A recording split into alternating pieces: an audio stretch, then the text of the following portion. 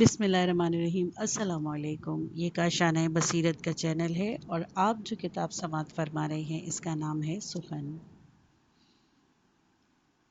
ہماری احادیث کی کتابوں میں حضرت عیسیٰ ابن مریم علیہ السلام کا یہ قول منقول ہے، اہل باطل بھی اگر حق بات کہیں تو اسے قبول کر لو، لیکن اہل حق کی کوئی باطل بات کہے تو اسے نہ مانو، خود بات کو پرکھو۔ بہرحال ان احادیث سے یہ ظاہر ہوتا ہے کہ اس پر کوئی پابندی نہیں کہ کوئی مسلمان کس سے علم حاصل کرے۔ بعض صورتوں میں یہ ممکن ہے کہ کسی فرض کی ادائیگی پر اس لحاظ سے بھی پابندی ہو۔ مثلا نماز باجماعت میں اقتداء کے لیے شرط ہے کہ امام مسلمان ہو، مومن ہو، عادل ہو، مگر تعلیم و تعلم میں اس قسم کی کوئی قید نہیں۔ یہ وہ 4 احادیث تھیں جو میں عرض کرنا چاہتا تھا۔ اب میں وہ حکایت بیان کرتا ہوں جس کے عرض کرنے کا میں نے وعدہ کیا تھا۔ اس حکایت سے میں نے یہ 4 احادیث انتخاب کی تھیں۔ ہمارے فاضل دوست جناب سید محمد فرزان بیان کرتے ہیں کہ تحریک مشروطیت کے اوائل میں آغا سید ہبتہ الدین شہرستانی صلی اللہ علیہ عراق سے عربی میں العلم کے نام سے ایک رسالہ نکالتے تھے۔ یہ رسالہ 2-3 سال تک نکلتا رہا، اگرچہ میں نے خود اس کا کوئی شمارہ نہیں دیکھا۔ اس رسالے کی پشت پر 20 صفحے میں لفظ العلم خط نستعلیق سے میں بلاک کے ذریعے چھپتا تھا اور اس کے ارد گرد 4 گوشوں کو ان کی ہی 4 احادیث سے جو میں نے ابھی سنائی مزین کیا جاتا تھا۔ ایک دفعہ خود اس رسالے نے لکھا تھا کہ ایک دن ایک جرمن مستشرق اس رسالے کے دفتر میں یا کسی اور جگہ شہرستانی صاحب سے ملاقات کے لیے آیا۔ سید محمد فرزان صاحب نے جگہ کا نام لیا تھا، مگر اب بہت دن کی بات ہو گئی ہے۔ اس نے رسالے کی پشت پر یہی سب کچھ لکھا ہوا دیکھا تھا۔ اس نے پوچھا یہ رسالے کی پشت پر کیا لکھا ہے؟ اسے بتایا گیا 4 احکام ہیں جو علم کے بارے میں ہیں، ہمارے پیغمبر نے دیے ہیں۔ پھر ان احادیث کا ترجمہ اسے سنایا گیا کہ پیغمبر اسلام نے فرمایا کہ علم کا حصول ہر مسلمان پر خواہ وہ مرد ہو یا عورت فرض ہے۔ آپ نے یہ بھی فرمایا مہد سے لحد تک علم حاصل کرو۔ یہ بھی فرمایا کہ علم حاصل کرنے کی کوشش کرو، اس کے لیے چین ہی کیوں نہ جانا پڑے۔ اور پھر یہ بھی فرمایا کہ علم و حکمت مسلمان کی گمشدہ متاع ہے، جہاں ملے لے لے اور اس بات کی کوئی اہمیت نہ دے کہ کس سے لے رہا ہے۔ اس مشترک نے کچھ دیر سوچا اور پھر کہنے لگا، ارے آپ کے پاس تو ایسی قیمتی ہدایت ہیں کہ میں آپ کے پیغمبر نے آپ پر علم فرض قرار دیا۔ اس میں نہ تو جنس کا امتیاز ہے، نہ زمان و مکان کا، نہ معلم کے لحاظ سے کوئی پابندی ہے، پھر بھی آپ لوگوں میں اس قدر جہالت ہے اور اتنے غیر تعلیم یافتہ لوگ موجود ہیں۔ واقعی یہ ایک معمہ ہے کہ یہ فرض جو سب کے لیے تھا کیسے متروک ہو گیا، اور اس فرض کو فرض کیوں نہیں سمجھا گیا، ان احکام پر عمل کیوں نہیں ہوا۔ میں تو یہ نہیں کہوں گا کہ ان احکام پر کبھی عمل نہیں ہوا، کیونکہ اسلام نے دنیا میں ایک نادر الوجود علمی اور ثقافتی تحریک پیدا کی تھی، اور اسلام صدیوں علم، ثقافت، تہذیب و تمدن کا علمبردار رہا ہے۔ یہ تحریک علم کے بارے میں اسلامی احکام ہی کا ثمرہ تھی۔ دین اسلام وہ دین ہے جس کی پہلی ہی آیات میں جو اس کے پیغمبر پر نازل ہوئیں لکھنے، پڑھنے، علم، قلم اور تعلیم کا ذکر ہے۔ وہ دین جس کا پہلا اصول توحید، جو اس اصول کی بنا پر تقلید و تعبد کی کسی طرح اجازت نہیں دیتا، تحقیق اور جستجو کو لازمی قرار دیتا ہے۔ کیسے ممکن ہے کہ ایسا دین تہذیب و ثقافت اور علمی بیداری پیدا نہ کرے؟ لیکن جب آدمی ایک طرف تو یہ احکام دیکھتا ہے اور دوسری طرف ساتھ ہی یہ بھی دیکھتا ہے کہ ان احکام پر خصوصاً آخری چند صدیوں میں عمل نہیں ہوا، جس کا نتیجہ سب کے سامنے ہے، تو وہ حیران رہ جاتا ہے۔ اب دیکھنا یہ چاہیے کہ اس کی کیا وجہ ہوئی۔ اسلام کے حکم پر عمل درآمد نہ ہونے کے اسباب۔ اس کی ایک وجہ تو یقینی طور پر وہ واقعات تھے جو اسلامی معاشرے میں پہلے تو نظام خلافت کی وجہ سے ظہور پذیر ہوئے اور بعد میں ان کا سلسلہ جاری رہا۔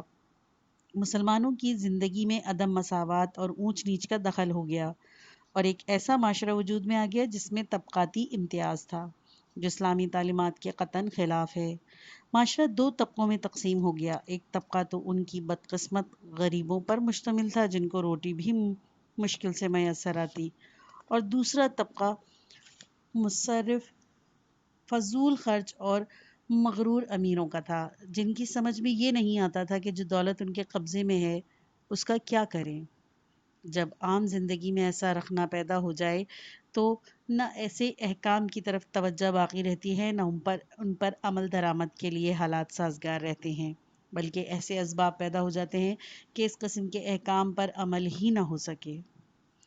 کچھ لوگ اس کی ایک اور وجہ بیان کرتے ہیں۔ ان کا خیال ہے کہ علم کے بارے میں اسلامی احکام پر عمل درآمد نہ ہونے کی وجہ یہ ہے کہ بجائے علم کے ایک دوسرے کی بات کو فوقیت دے دی گئی اور علم کی ساکھ باقی نہ رہے، جیسے کوئی بینک میں حساب کھولے اور اس کی ساکھ ہو، بعد میں حکومت ساکھ کسی اور حساب کی طرف منتقل کر دے۔ یہ لوگ کہتے ہیں کہ علم کے بارے میں اسلامی احکام کی ناکامی کی وجہ یہ ہے کہ اسلام نے علم کے بارے میں جو ترغیب دی تھی اور علم حاصل کرنے کی جو فضیلت بیان کی تھی، اس کی جگہ علماء کے احترام، ان کی دست بوزی کی ترغیب اور علماء کے فضائل کے بیان نے لے لی۔ لوگ بجائے اس کے کہ خود تعلیم حاصل کرتے اور حتی المقدور اپنی اولاد کو پڑھاتے لکھاتے عالم بناتے، ان کی توجہ اس طرف مبذول ہو گئی کہ علماء کا احترام اور ان کی اطاعت کر کے ثواب کمائیں۔ نتیجہ وہی نکلا جو سب کے سامنے ہے۔ یہ بات بڑی حد تک درست ہے، اگرچہ بلند پایا علماء و محققین ایسی بے راہ روی کی مرتکب نہیں ہوئے، لیکن جو سطحی اور سادہ تحریریں عوام تک پہنچی اور جو معمولی درجے کے واعظ انہوں نے سنے، ان کا طرز فکر یہی تھا۔ عوام کو عموماً ایسی ہی تحریروں اور ایسے ہی مواد سے سابقہ پڑتا ہے۔ محققین نے اس موضوع پر اپنی کتابوں میں جو کچھ لکھا تھا اس سے انہیں واقفیت نہیں تھی، اگرچہ علماء اس بے راہ روی کے مرتکب نہیں ہوئے جس کا ہم نے ذکر کیا ہے، تاہم ہم خود بعض علماء کی تحریروں اور تقریروں میں ایک اور طرح کا جمود اور انحراف کم و بیش دیکھنے میں آتا ہے، جس نے علم کے بارے میں اسلامی احکام کی دھار ضرور کند کر دی ہے۔ وہ انحراف یہ ہے کہ ہر طبقہ اور ہر گروہ کے علماء نے اس پر زور دیا ہے کہ رسول اکرم صلی اللہ علیہ وآلہ وسلم نے جس علم کو فریضہ قرار دیا ہے وہ فقط وہی علم ہے جو ہمارے پاس ہے۔ کون سا علم؟ حال ہی میں مجھے مرحوم فیض کاشانی کی کتاب مجمع البیضات دیکھنے کا اتفاق ہوا، جس میں انہوں نے اس موضوع پر جامعیت سے بحث کی ہے۔ بظاہر انہوں نے یہ بات غزالی سے نقل کی ہے۔ غزالی کہتے ہیں کہ اس حدیث کی تفسیر میں علماء اسلام تقریباً 20 گروہوں میں منقسم ہو گئے، ہر گروہ کا تعلق کسی خاص علم و فن سے ہے اور ہر گروہ کا دعویٰ ہے کہ اس حدیث سے مراد ہمارا ہی علم و فن ہے۔ متکلمین کہتے ہیں کہ حدیث طالب علم فریضۃ علی کل مسلم میں علم سے رسول اکرم صلی اللہ علیہ وآلہ وسلم کی مراد علم الکلام ہے، کیونکہ علم کلام ہی اصول دین کا علم ہے۔ علماء اخلاق کہتے ہیں کہ دراصل علم سے مراد علم اخلاق ہے، کیونکہ اس علم کے ذریعے سے آدمی کو یہ معلوم ہوتا ہے کہ کیا باتیں اس کے لیے باعث نجات ہیں اور کیا باتیں موجب ہلاکت۔ اس طرح فقہا کہتے ہیں کہ علم سے مقصود احکام دین کا علم ہے، کیونکہ ہر شخص کے لیے ضروری ہے کہ یا تو وہ خود مجتہد ہو یا کسی مجتہد کی تقلید کرے۔ مفسرین کہتے ہیں کہ علم میں تفسیر مقصود ہے، کیونکہ تفسیر در حقیقت کتاب اللہ کا علم ہے۔ محدثین کہتے کہ علم حدیث مراد ہے، کیونکہ ہر چیز حتیٰ کہ قرآن کو بھی احادیث کے ذریعے ہی سمجھنا ضروری ہے۔ صوفیاء کہتے ہیں کہ علم سے مراد سیر و سلوک اور مقامات نفس کا علم ہے۔ علی ھذا القیاس ہر گروہ کا دعویٰ یہی ہے کہ اسی کا علم مراد ہے۔ اس کے بعد انہوں نے خود اپنی توضیح بیان کی جو پورے طور پر تو جامع نہیں لیکن نسبتاً جامع ضرور ہے۔ اس کا خلاصہ یہ ہے کہ پیغمبر اکرم صلی اللہ علیہ وآلہ وسلم کا مقصود کوئی مخصوص علم نہیں ہے۔ اگر ایسا ہوتا تو آپ ضرور اس کی تصریح فرما دیتے اور واضح طور پر علم کلام یا علم اخلاق یا تفسیر فقہ یا حدیث کا نام لیتے۔ اب دیکھنا یہ ہے کہ اسلامی نقطہ نظر سے انسان کے فرائض و واجبات کیا ہیں اور کون سی چیز واجب عینی یا واجب کفائی ہے۔ ان واجبات کی بجا آوری کے لیے جس علم کا حصول بھی ضروری ہو، یہ کہنا صحیح ہوگا کہ خود اس علم کی تحصیل واجب اللازم ہے۔ فریضہ تحیعی فقہ کی اصطلاح میں علم حاصل کرنا واجب نفس تحیعی ہے، یعنی یہ ایسا واجب نہیں ہے جو با استقلال واجب نہ ہو بلکہ صرف اس لیے واجب ہو کہ دوسرے اصل واجبات کی بجا آوری اس پر موقوف ہے۔ علم خود بھی ایک جداگانہ واجب ہے، ساتھ ہی اس لیے بھی واجب ہے کیونکہ یہ آدمی کو باقی فرائض اور واجبات کی بجا آوری کے لیے تیار کرتا ہے۔ مگر مشکل یہ ہے کہ فقہا نے علم کے وجوب کو محض شرعی احکام سے واقفیت تک محدود سمجھ لیا ہے۔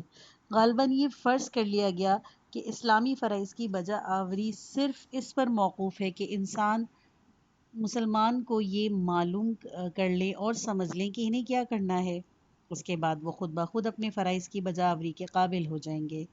اس بنا پر جس علم کو فریضہ کہا گیا ہے وہ صرف اتنا ہے کہ مسلمان دینی احکام سے واقفیت کے لیے یا تو مجتہد ہو یا مقلد۔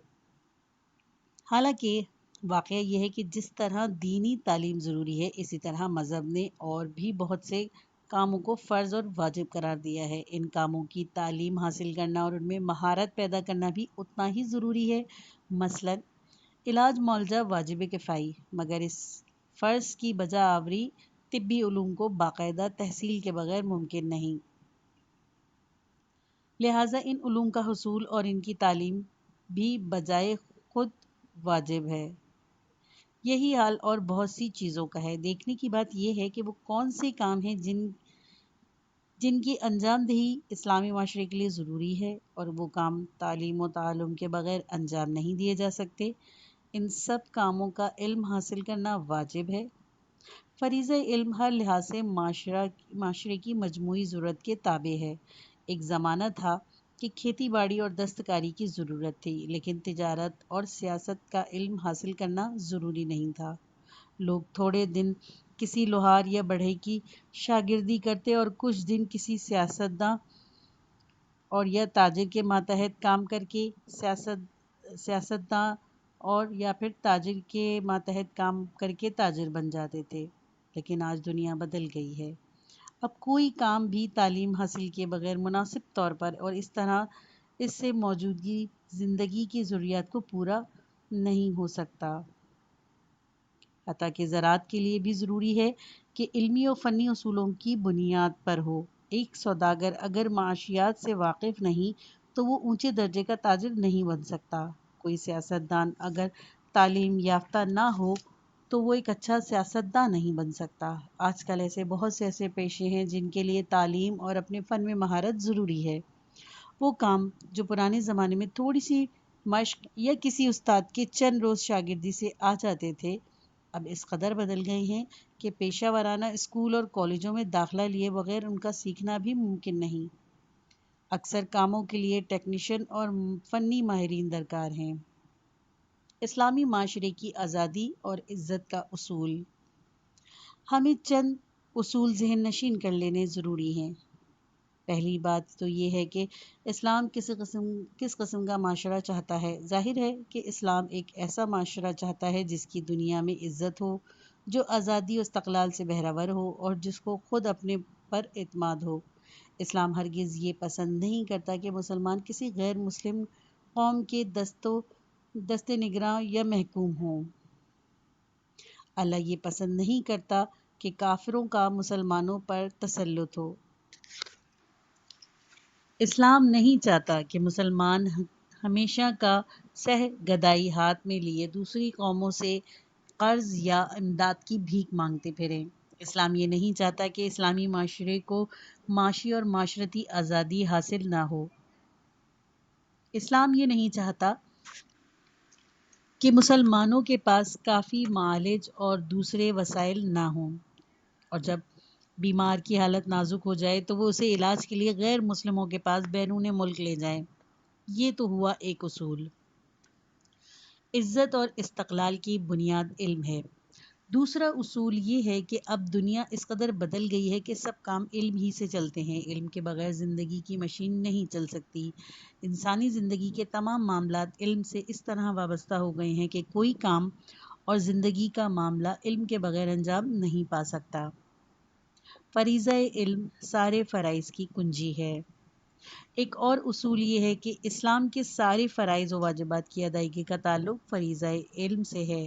باقی سب فرائض و مقاصد کی بجا آوری کے لیے فریضہ علم کو ایک ذریعہ اور کنجی قرار دیا گیا ہے۔ فقہا کی اصطلاح میں حصول علم واجب تیوہائی ہے۔ لہٰذا اگر مسلمانوں کے معاملات زندگی کی کوئی ایسی مشکل اختیار کر جائیں کہ جس کا پہلے کی بنسبت علم سے زیادہ تعلق ہو تو علم کی ضرورت، اہمیت اور وسعت میں بھی اضافہ ہو جائے گا۔ نتیجہ: ان اصولوں سے مجموعی طور پر یہ نتیجہ نکالا جا سکتا ہے کہ سب مسلمانوں کا یہ شرعی اور عمومی فرض ہے کہ وہ علم کے حصول کی طرف توجہ دیں اور تعلیم حاصل کرنے کو ہر شخص پر واجب سمجھیں۔ فریضہ علم کے مسئلے کا فقہا عموماً دو جگہ تذکرہ کرتے ہیں۔ ایک تو اصول فقہ میں اس جگہ جہاں اصل براعت کی بحث میں دلیل کی تلاش کے وجوب پر زور دیتے ہیں، دوسرے جہاں تجارت کے مسائل کے ضمن میں تفقہ کو واجب یا مستحب قرار دیتے ہیں۔ ممکن ہے واجبات پر اجرت لینے کے مسئلے کے ضمن میں بھی اس موضوع پر کوئی اشارہ مل جائے، جیسا کہ پیشتر عرض کیا جا چکا ہے۔ فریضہ علم کے سلسلے میں فقہا کی توجہ زیادہ تر شرعی احکام اور مسائل کا علم حاصل کرنے کی طرف رہی ہے۔ دینی اور غیر دینی علوم۔ اصطلاحاً بعض علوم کو دینی اور بعض کو غیر دینی کہا جاتا ہے۔ دینی علوم وہ ہیں جن کا یا تو براہ راست دین کے اعتقادی اور اخلاقی یا عملی مسائل سے تعلق ہے، یا وہ علوم ہیں جن پر دینی تعلیمات اور احکام و مسائل کو سمجھنا موقوف ہے، جیسے عربی ادب یا علم منطق۔ ممکن ہے کسی کو یہ خیال آئے کہ باقی علوم کا تو دین سے کوئی تعلق ہی نہیں، اور اسلام میں جو علم کی فضیلت آئی ہے اور تحصیل علم کے اجر و ثواب کے بارے میں جو کچھ کہا گیا ہے وہ انہی علوم سے مخصوص ہے جن کو اصطلاحاً دینی علوم کہا جاتا ہے۔ اگر رسول اکرم صلی اللہ علیہ وآلہ وسلم نے علم کو فریضہ قرار دیا ہے تو اس سے مراد بھی یہی علوم دینیہ ہوں گے۔ حقیقت یہ ہے کہ یہ تو محض ایک اصطلاح ہے۔ ایک لحاظ سے تو دینی علوم صرف قرآن شریف، سنت پیغمبر صلی اللہ علیہ وآلہ وسلم اور سنت اوصیاء پیغمبر صلی اللہ علیہ وآلہ وسلم تک محدود ہیں۔ صدر اسلام میں جب لوگ ابھی بھی اچھی طرح سے اسلام سے واقف نہیں تھے، ہر شخص پر قرآن و سنت ہی کا علم حاصل کرنا واجب تھا۔ اس وقت کسی اور علم کا وجود ہی نہیں تھا، نہ علم کلام کا، نہ فقہ کا، نہ اصول کا، نہ منطق کا، نہ اسلامی تاریخ کا، اور نہ کسی اور علم کا۔ یہ جو ایک حدیث میں بیان میں کیا گیا ہے کہ پیغمبر اکرام صلی اللہ علیہ وسلم فرماتے ہیں، جس کا خلاصہ یہ ہے کہ علم آیات قرآن یاد کرنے اور احادیث نبوی معلوم کرنے سے مخصوص ہے، تو یہ اس زمانے کے مسلمانوں کے حالات اور ضروریات کے مطابق ہے۔ بعد میں جب مسلمان قرآن و حدیث سے واقف ہو گئے، جو گویا اسلام کا قانون اساسی ہے، تو انہوں نے حکم قرآن اور حدیث رسول صلی اللہ علیہ وآلہ وسلم سے یہ سمجھ لیا کہ مطلق علم کا حصول مسلمان کا فرض ہے۔ اسی طرح آہستہ آہستہ دوسرے علوم وجود میں آئے اور مدون ہوئے۔ اس نقطۂ نظر سے ہر وہ علم جو مسلمانوں کے لیے مفید ہو اور کسی طرح مسلمانوں کی گرہ کشائی کرے علم دینی اور فریضہ دینی ہے۔ ہم کیوں صرف نحو صرف عربی زبان کو علوم دینیہ میں شمار کرتے ہیں، اس لیے تاکہ ان علوم سے ایسا نفع اور فائدہ ہوتا ہے جو اسلام کے مقصد سے مطابقت رکھتا ہے۔ کیا وجہ ہے کہ ہم امراء القیس کے عشقیہ اشعار اور ابو نواس کے خمریات علم دینی سمجھ کر پڑھتے ہیں؟ ظاہر ہے صرف اس لیے کہ وہ ہمیں قرآن کی زبان کو سمجھنے میں مدد دیتے ہیں۔ نتیجہ یہ نکلا کہ جو علم بھی اسلام اور مسلمان کے لیے مفید ہو اس کا شمار علوم دینیہ میں کرنا چاہیے۔ اگر کوئی شخص اس خلوص سے نیت کے ساتھ اسلام اور مسلمانوں کی خدمت کے جذبے کے ساتھ حاصل کرے گا تو وہ ضرور اس اجر و ثواب کا مستحق ہوگا جس کا ذکر ان احادیث میں ہے جو حصول علم کی فضیلت کے بارے میں آئی ہیں۔ ان پر یہ حدیث صادق آئے گی کہ فرشتے طالبان علم کے نیچے اپنے پر بچھاتے ہیں، لیکن اگر نیت خالص نہ ہو تو پھر کسی علم کی تحصیل پر بھی کوئی اجر و ثواب نہیں، چاہے وہ قرآنی آیت کا یاد کرنا ہی کیوں نہ ہو۔ بنیادی طور پر تو یہ تقسیم ہی درست نہیں کہ جس کے ذریعے ہم نے علوم کو دو حصوں میں تقسیم کر دیا، ایک دینی دوسرے غیر دینی، جس کی وجہ سے کچھ لوگوں کو یہ وہم پیدا ہو گیا کہ جو علوم اصطلاحاً غیر دینی کہلاتے ہیں ان کا اسلام سے کوئی تعلق نہیں۔ اسلام کی جامعیت اور خاتمیت کا تقاضا ہے کہ جو علم بھی مفید ہو اور اسلامی معاشرے کے لیے لازمی اور ضروری ہو اسے دینی علوم کہا جائے۔ عورتوں کی تعلیم۔ چونکہ رسول اکرم صلی اللہ علیہ وآلہ وسلم نے فرمایا طلب علم فریضۃ علی کل مسلم اور مسلم کا لفظ مذکر کا صیغہ ہے، اس لیے یہ خیال ہو سکتا ہے کہ شاید تعلیم مردوں کے ساتھ مخصوص ہے۔ سب سے پہلے تو میں یہ عرض کروں گا کہ بعض روایات میں جو شیعہ مکتب میں ہیں جو موجود ہیں مسلم کے بعد و مسلمتاً بھی مرکوز ہے۔ دوسری بات یہ کہ اس قسم کی عبارت سے اختصاص کا مفہوم پیدا نہیں ہوتا۔ مسلم کے معنی ہیں مسلمان قطع نظر اس سے کہ وہ مرد ہو یا عورت، جہاں کہیں بھی ہو اس قسم کے الفاظ آئے ہیں۔ عام حکم ہے، مثلا ایک حدیث ہے ترجمہ مسلمان وہ ہے جس کی زبان اور ہاتھ سے دوسرے مسلمان محفوظ رہیں۔ ظاہر ہے کہ یہ مطلب نہیں کہ مرد تو ایسا ہونا چاہیے، عورت کو نہیں۔ یا ایک اور جگہ فرمایا گیا ہے مسلمان مسلمان کا بھائی ہے، یعنی ایک مسلمان دوسرے مسلمان کے ساتھ بھائی کا سا برتاؤ کرنا چاہیے۔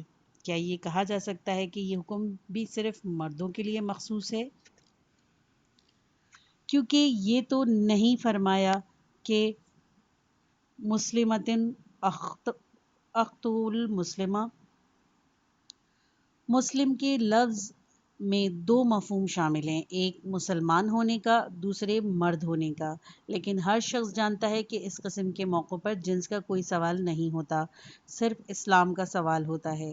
لیکن اگر مسلم کے لفظ کے بجائے رجل کا لفظ بھی ہوتا جب بھی فقہا کی اصطلاح میں خصوصیت کا الغاء ہو جاتا۔ فقہی مسائل کے بارے میں بعض احادیث میں یہ لفظ ہے، مثلاً امام سے پوچھا گیا کہ اگر کوئی مرد ایسا کرے تو کیا ہوگا؟ امام نے اس مسئلے کا جواب دیا۔ فقہا کہتے ہیں کہ ہر چند حدیث کے متن میں مرد کا لفظ آیا، لیکن حکم عام ہے کیونکہ ایسی صورتوں میں جنس کی خصوصیت کا الغاء ہو جاتا ہے، پس معلوم ہوا کہ اس موقع پر جنس کا کوئی سوال نہیں۔ تیسری بات یہ ہے کہ فقہا ایک اور اصول بیان کرتے ہیں، وہ کہتے ہیں کہ بعض قواعد کلیہ قابل تخصیص نہیں ہوتے، ان کا لب و لہجہ وہی بتلاتا ہے کہ تخصیص کی کوئی گنجائش نہیں۔ خود معاملہ بھی ایسا ہوتا ہے کہ اس میں عقلی لحاظ سے بھی کوئی امتیاز اور روا نہیں کیا جا سکتا۔ مثلاً قرآن مجید میں علم اور تقویٰ کے بارے میں ایک ہی قسم کا مضمون ہے۔ ترجمہ کیا وہ جن کو علم ہے اور جن کو علم نہیں برابر ہیں؟ صرف اہل عقل ہی اس بات کو سمجھ سکتے ہیں۔ تقویٰ کے متعلق ارشاد ہے کیا ہم ان لوگوں کو جو ایمان لائے اور جنہوں نے نیک اعمال کیے ان لوگوں کے برابر کر دیں جو دنیا میں فساد پھیلاتے ہیں؟ کیا ہم متقیوں اور فاجروں کو برابر کر دیں۔ اسی طرح ارشاد ربانی ہے سورہ حجرات میں، انا اکرم عند اللہ اتقاکم۔ ان تمام موقعوں پر مذکر کا صیغہ استعمال ہوا ہے۔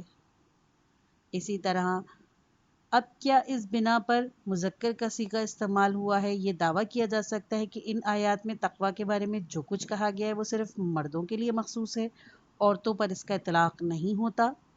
اسلام علم کو روشنی قرار دیتا ہے اور جہل کو تاریکی، علم کو بینائی کہتا ہے اور جہل کو اندھا پن۔ ساتھ ہی اس علم کے بارے میں جو نور بینائی ہے، رسول اکرم صلی اللہ علیہ وآلہ وسلم نے فرمایا کہ طالب العلم فریضۃ علی کل المسلم۔